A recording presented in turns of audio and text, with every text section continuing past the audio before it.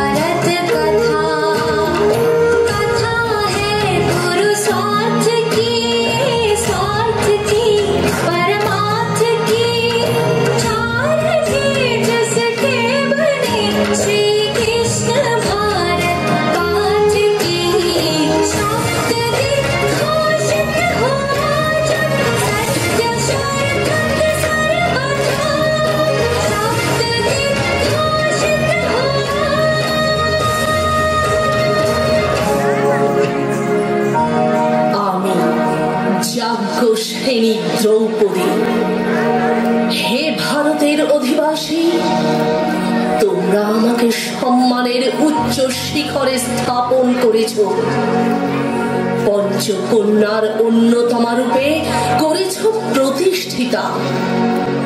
কিন্তু আমার স্বরূপ জানতে পেরেছ কি? কে আমি? কেবল পাঞ্চাল রাজের কন্যা বলেই কি আমি পাঞ্চালে?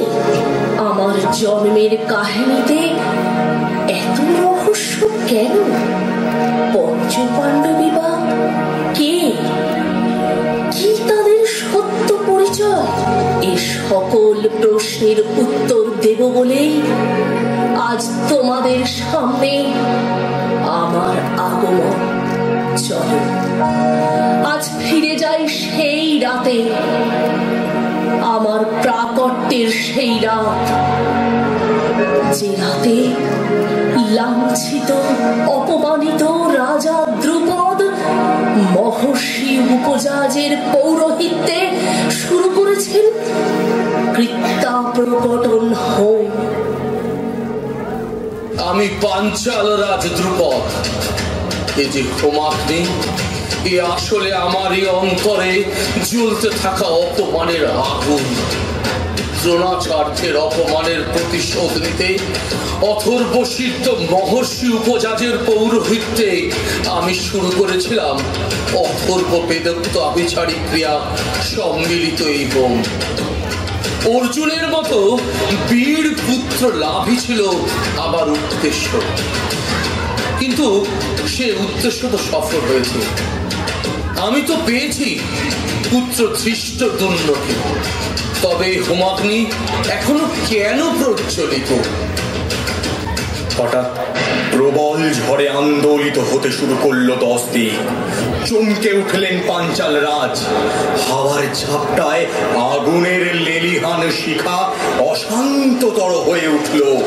সেই প্রবল বিক্ষুব্ধতার মাঝে বিস্ময়ে নির্বাক হয়ে রাজা দেখলেন আভিচারিক প্রক্রিয়ায় করা হোমাগ্নির মধ্যে থেকে বেরিয়ে আসছে নারী। কে এই নারী? দুজন এখন মুখোমুখি। সেই নারী স্থির দৃষ্টিতে চেয়ে আছেন দ্রুপদের দিকে। দ্রুপদের মনে প্রশ্নের ঝড়, কিন্তু তিনি কিছু বলার আগেই কালো রাত্রির আকাশ কম্পিত করে ঘোষিত হল এক দৈব বাণী। যজ্ঞাগ্নি সম্ভূতায় কন্যাকে দেখো দ্রুপদ। অথর্ব বিদগ্ধ আভিচারিক ক্রিয়ায় এর জন্ম। এই কন্যা নীলকুন্তলা কারণ মহাতামসী, মল্লিকামুখী কারণ সম্মোহনী, পদ্মনেত্রী কারণ দিব্য দৃষ্টি সম্পন্ন, পদ্মগন্ধা কারণ বিবশকারিণী। এ কন্যাই কুরুকুলের বিনাশকারিণী কৃত্যা। একে কন্যা রূপে স্বীকার কর, নাম দাও দ্রৌপদী। তুমি কৃত্যা, তুমি কুরু বৃক্ষ নির্মূলীকরণের শানিত কুঠা। বেশ, তবে তাই হোক। আজ থেকে তুমি আমার কন্যা, পাঞ্চাল রাজের কন্যা বলে তোমার আরেক নাম হোক পাঞ্চালী।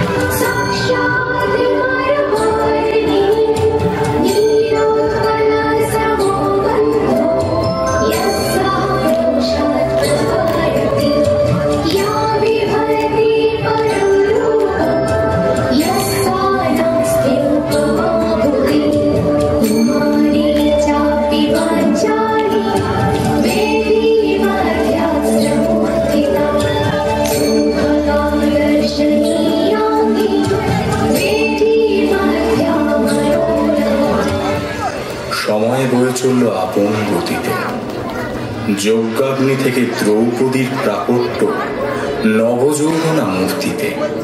তার কোনো শৈশব নেই, তবুও কখনো কখনো তার মন হয়ে ওঠে শিশুর মতোই চঞ্চল। ঝর্ণার মতো উচ্ছল হয়ে ওঠেন তিনি সখীদের সাহচর্যে।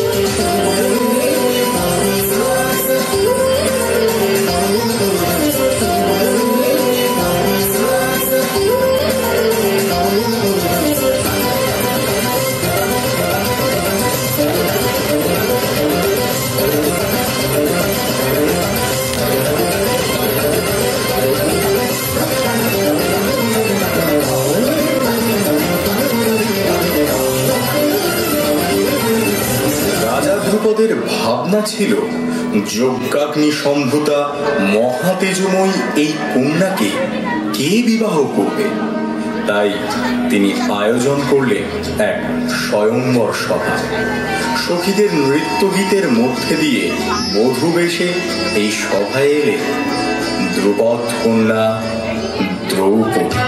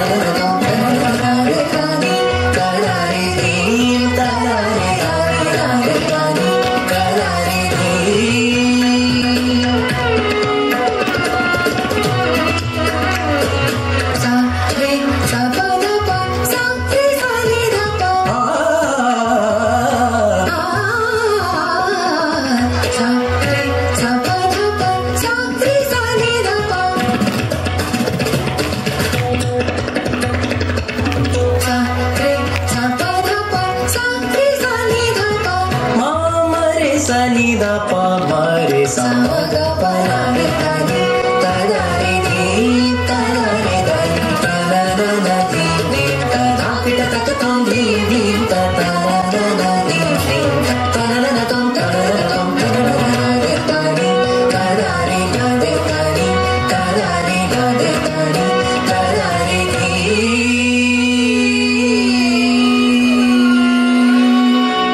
এই সময় ব্রাহ্মণ বেশে সেই সভায় এসে উপস্থিত হলেন যুধিষ্ঠির, ভীম, অর্জুন আদি পঞ্চপাণ্ডব।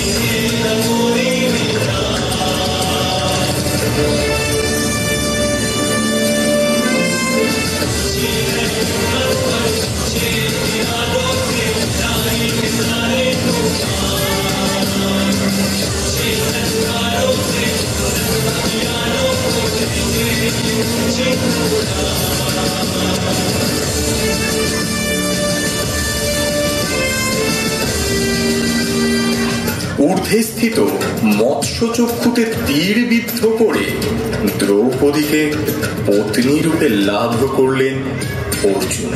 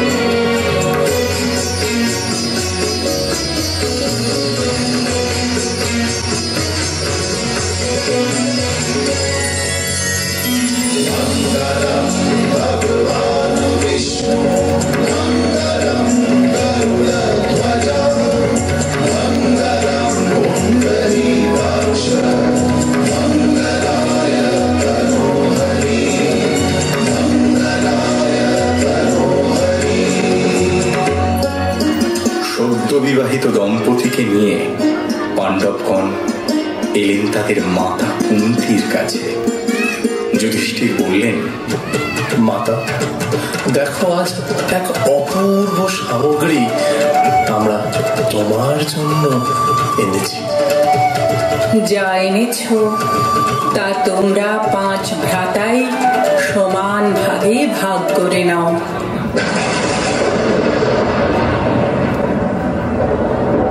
এই কি করলেন মাতা?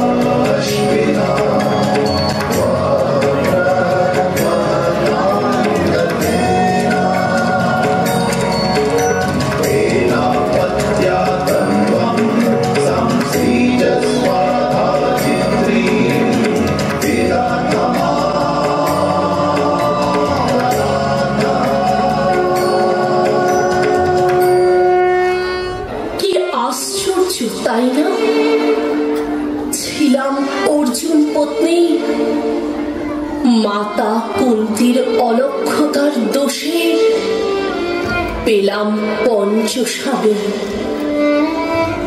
অবশ্য এমনটাই তো হওয়ার ছিল। ঠিক এই পর্যায় থেকে আমি আমার সত্য পরিচয় ধীরে ধীরে তুলে ধরব তোমাদের সামনে। আমি দ্রৌপদী, ভদ্রকালিকার অংশস্বরূপা মহাকৃত্যা আমি। আর এই পঞ্চপাণ্ডব, কি তাদের আসল পরিচয়? মাতা কুন্তি যৌন, পবন, ইন্দ্র ও অশ্বিনী কুমারদ্বয়কে আবাহন করে লাভ করেছিলেন পঞ্চপুত্র। ভদ্রকালী রূপে যুগে যুগে তাদের আরাধ্যা আমি। ধর্ম, বিনম্র, বলবত্তা, জ্ঞান লালসা, দূরদর্শিতা ও সহনশীলতার দ্বারাই আমাকে লাভ করা সম্ভব। পঞ্চ পাণ্ডব এই পঞ্চগুণের অধিকারী, আর তাই তারা আমার পঞ্চস্বামী। যুধিষ্ঠিরের কাছে আমি ধর্মলক্ষ্মী, ভীমের বীর লক্ষ্মী, অর্জুনের সৌভাগ্য লক্ষ্মী, নকুলের রূপলক্ষ্মী ও সহদেবের বিদ্যা লক্ষ্মী। দেখো, আমারই এই 5 লক্ষ্মী রূপ।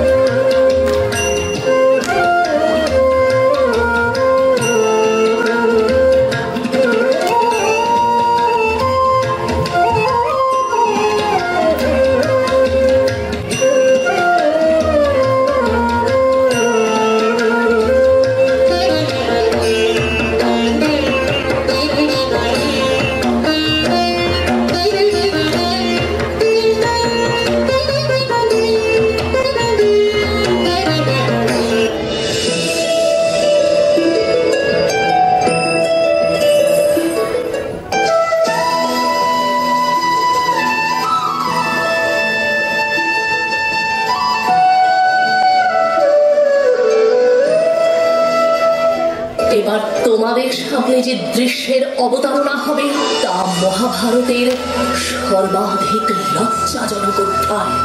তবু সেই অধ্যায়টি আমার স্বরূপ প্রকাশের চরমতম উপযুক্ত স্থান। পাণ্ডব ও কৌরবদের নিজ দ্বন্দ্বের জন্য আজ আমার এই করুণ পরিণতি।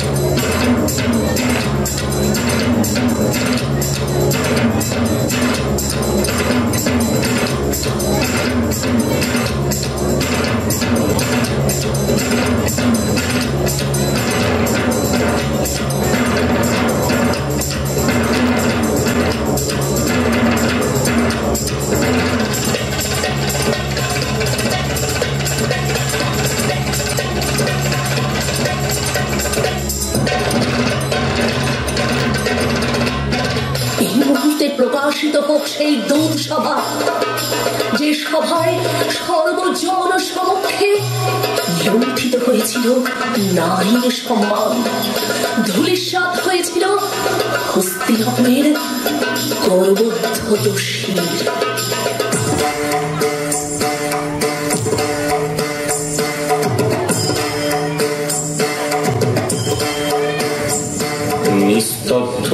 সভা চলছে দ্রুত ক্রিয়া। একদিকে একের পর এক সামগ্রী পণ রেখে সর্বশান্ত যুধিষ্ঠির, অন্যদিকে কুটিল হাসি মুখে নিয়ে দণ্ডায়মান সুবলনন্দন শকুনি।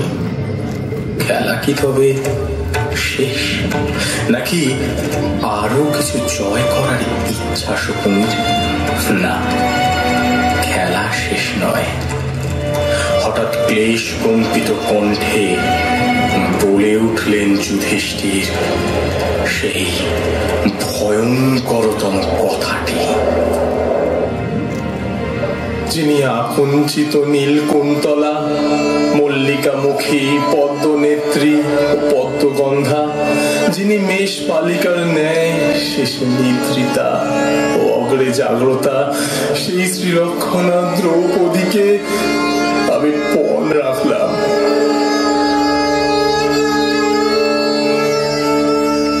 দ্রুত সভা আলোড়িত। এ কি অভিনব ঘটনা! পতি কর্তৃক পত্নীকে দূতের পণরূপে ঘোষণা।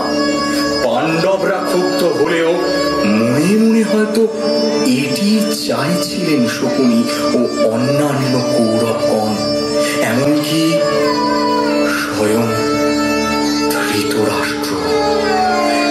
এক মুহূর্ত দেরি না করে অক্ষগুটিকা নিক্ষেপ করলেন শকুনি এবং সকলে বিস্ময় নির্বাক হয়ে দেখল শকুনি জিতেছেন।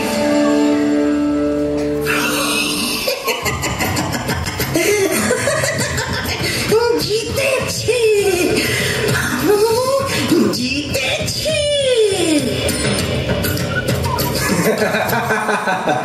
তবে তবে আর অপেক্ষা কেন?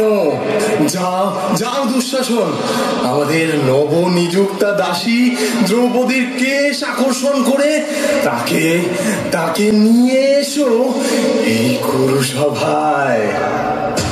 দুর্যোধন, এই কুপ্রবৃত্তি ত্যাগ করো। পাঞ্চালী ভরত কুলবধূ ও এই মুহূর্তে এক বসনা পুরুষ পরিবৃত সভায় তাকে উপস্থিত করা চলে না। সংযত হও পাপিষ্ঠ। ভীমের কথা অগ্রাহ্য করে দুঃশাসন অগ্রসর হলেন মহাপাপ কার্যে। সহসা 10 দিক থেকে শোনা গেল শ্রীগাল ও শকুনের বিকট চিৎকার। বৃক্ষ শাখা সকল আন্দোলিত হতে থাকলো মহাবেগে। পশু শক্তি, পক্ষী শক্তি ও বৃক্ষ শক্তি একত্র প্রতিকূলতায় যে মহাবিনাশের ইঙ্গিত তা বুঝি বিস্তৃত হয়েছে সকলে। সেই তীব্র বিক্ষুব্ধতার মাঝে সহসা ভেসে এলো এক তৃপ্ত বামা কণ্ঠ। আহ, দুষ্ট দুঃশাসন, মুক্ত করো আমায়। আবার অন্তরের ক্রোধাগ্নি প্রজ্বলিত করো না। আমাকে এভাবে এই ভরা সভা মাঝে আমাকে এভাবে লাঞ্ছনা করার কারণ কি? এক বস্ত্রা নারীর সর্বসমক্ষে প্রকাশ নিষিদ্ধ। সভাস্থিত পুরুষবর্গ কি তা বিস্তৃত হয়েছেন? স্বামী, আপনারা উপস্থিত থাকতে আমার এমন অপমান হয় কিভাবে? কুলবধূর সম্মান রক্ষার কথা কি আপনারা বিস্তৃত হলেন?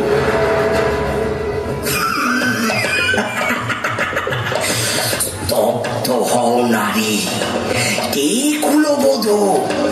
তুমি আজি দ্রুত ক্রীড়ার পণ্য সামগ্রী মাত্র। এই ক্রীড়ায় তোমাকে পণ রেখেছিল তোমারই স্বামী যুধিষ্ঠির। জয় লাভ করেছি আমরা, তাই তোমার স্বামী আজ বাক্যহারা হয়েছে। এবার আমরা তোমাকে আমাদের ইচ্ছা অনুসারে ব্যবহার করব। শীতল দৃষ্টিতে বলে উঠলেন শ্যামা তন্বী দ্রৌপদী। ইতিপূর্বে রাজসভায় কৌরবরা তাদের বুদ্ধিহীনতার পরিচয় দিয়েছে। আর কেন আমার অঙ্গ স্পর্শ করে নিজেদের বিনাশের পথ না হয় নাই প্রশস্ত করলে? স্বভাব দুষ্টা পাঞ্চালী, এত ধৃষ্টতা তোমার! সামান্য নারী হয়ে আর্য পুরুষের বুদ্ধির ওপর প্রশ্ন তোলো। এ ধৃষ্টতা অমার্জনীয়। দুঃশাসন, এই মুহূর্তে এই নারীকে বিবস্ত্রা করো।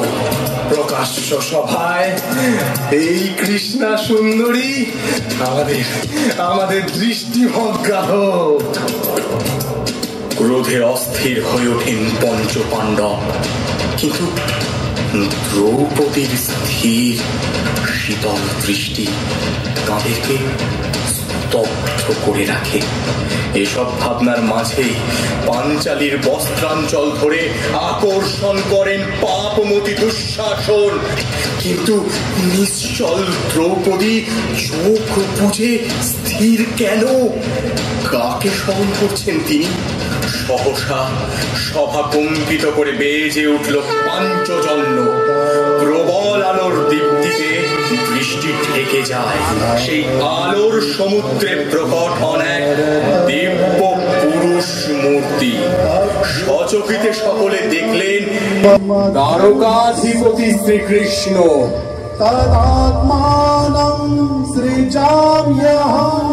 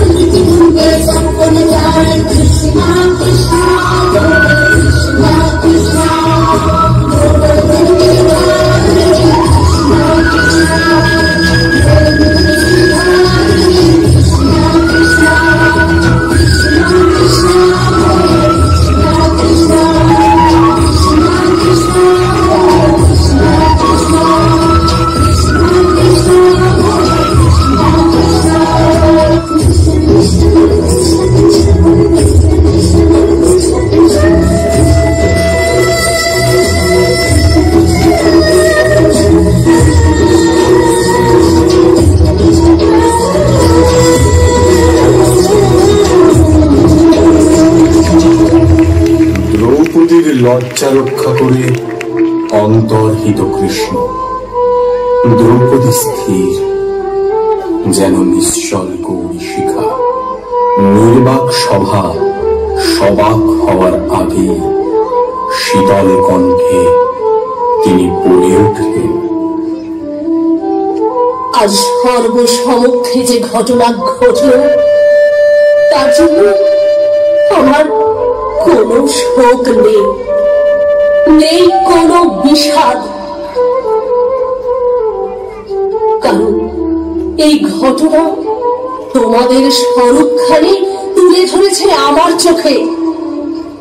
তোমরা পুরুষজন, আর্য সমাজের শীল স্বরূপ, তোমরাই নারীকে বিধান দাও অঙ্গারবাসিনী থাকা, আবার তোমরাই ভরার সভায় তাকে বস্ত্রহীনা করতে দ্বিধা করো না। পুরুষে পুরুষের যুদ্ধের সমাপ্তি ঘটে নারীর স্থিরতা হারিতে। বেশ, এতকাল তোমাদের ইচ্ছে মতো কার্য হয়েছে, এতকাল তোমরা আমাকে এই কৃষ্ণা দ্রৌপদীকে দেখেছ। আজ যখন পাপ তার চরম সীমা স্পর্শ করেছে, তখন এই সভায় এবার সকলে আমার স্বরূপটিও দেখুক। কৃষ্ণা দ্রৌপদী নয়, আমি আসলে কৃষ্ণা দ্রৌপদী। পাঞ্চাল কন্যা বলে পাঞ্চালী নয়, পঞ্চকৃত্যের সাক্ষী স্বরূপা বলেই আমি পাঞ্চালী। শুধু দ্রৌপদী নয়, আমি হলাম স্বয়ং অথর্ব অধিষ্ঠাত্রী ভদ্রকালিকা।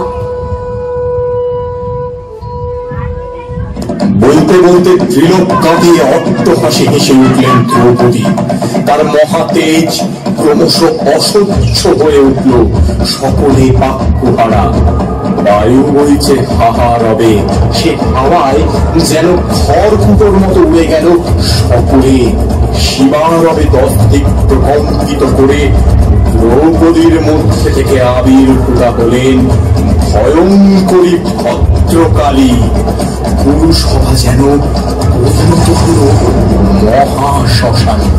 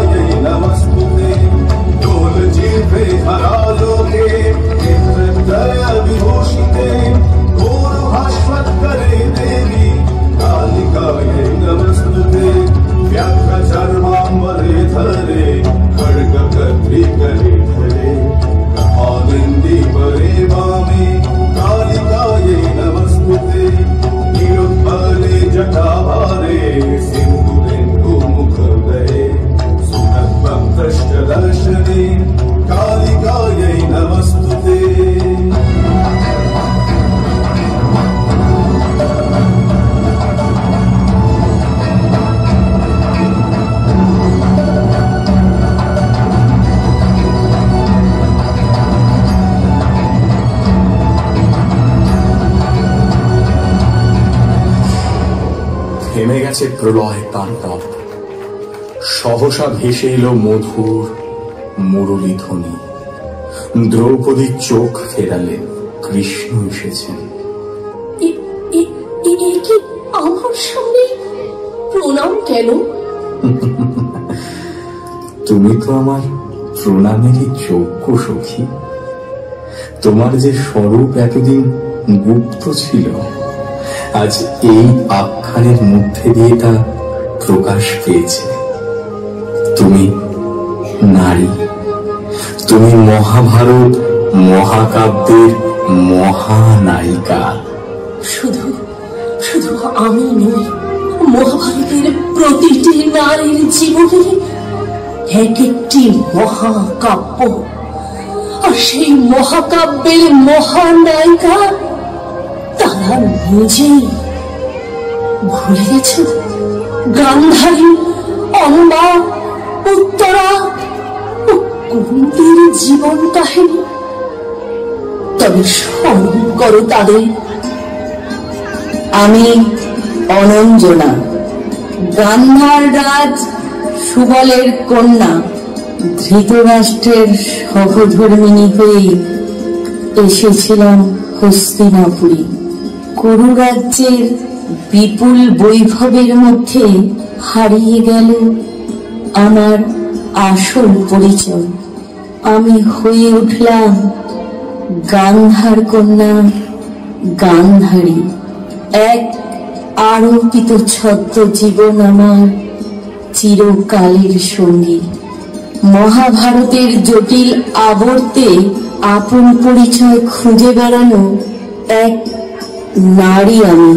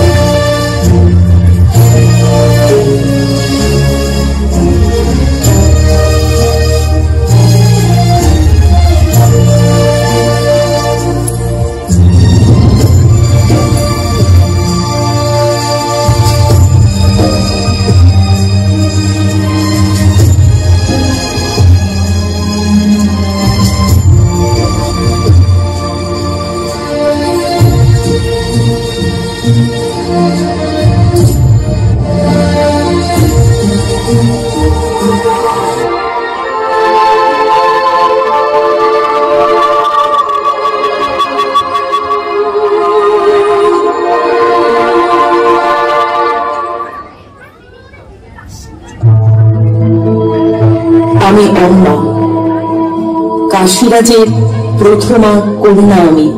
আমি জন্মান্তরে রাজা দ্রুপদের কন্যা শিখণ্ডিনী। আবার আমি মহাদেবের বরে পুরুষ রূপে প্রকাশিত হই, ধারণ করি শিখণ্ডিনা। দেবব্রত ভীষ্ম একমাত্র আমার সামনে অস্ত্র ধারণে অক্ষম ছিলেন, তাই আমি তার দেহাবসানের কারণ।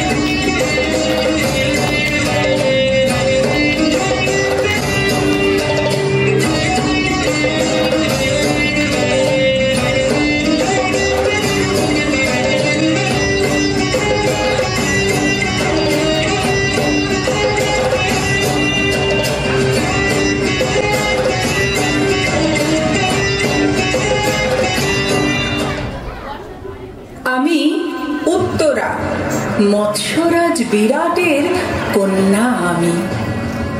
সমগ্র মহাভারতে আমি প্রায় অদৃশ্য থেকে যাওয়া এক নারী। অর্জুনপুত্র অভিমন্যুর স্ত্রী হওয়া সত্ত্বেও আমাকে সহ্য করতে হয়েছিল অশ্বত্থামার ব্রহ্মাস্ত্র। পরীক্ষিত জননী হয়েও আমি মহাভারতে এক প্রকার উপেক্ষিতা নারী।